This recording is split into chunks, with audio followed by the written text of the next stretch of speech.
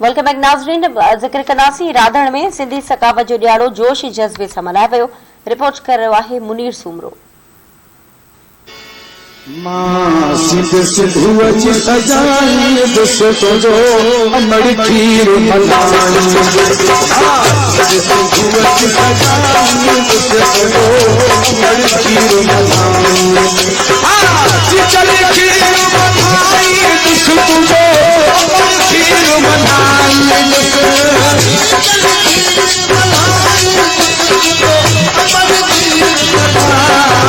सिंध जी राधण में भी सकाफती रंगन सां रंगिजी वई। धरती टीवी ऐं सूबे अखबार जे सॾ ते सकाफती रैली रेलवे फाटक खां बरामद थी, जेकी मुख्य बाज़ार शाही बाज़ार खां हुसैनी चौक टाउन कमेटी गेट खां थींदी प्रेस क्लब अॻियां थी गुज़री, जंहिंमें सिंधी गीतनि ते नौजवान रक़्स कयो ऐं सिंध जीए सिंधवारा जीअन जा नारा लॻाया।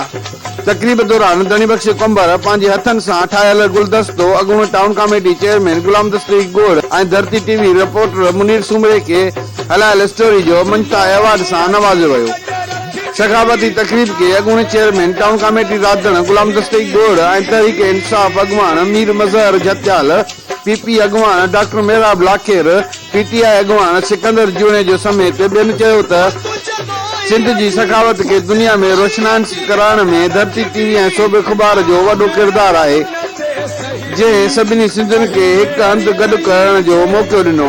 उन मौक़े ते क़ौमी गीतनि सां रक़्स कयो वियो ऐं उन मौक़े ते शहरनि ऐं सहाफ़िन सियासी समाजी अॻवाननि खे सिंधी टोपी ऐं जरक सां नवाज़ियो वियो।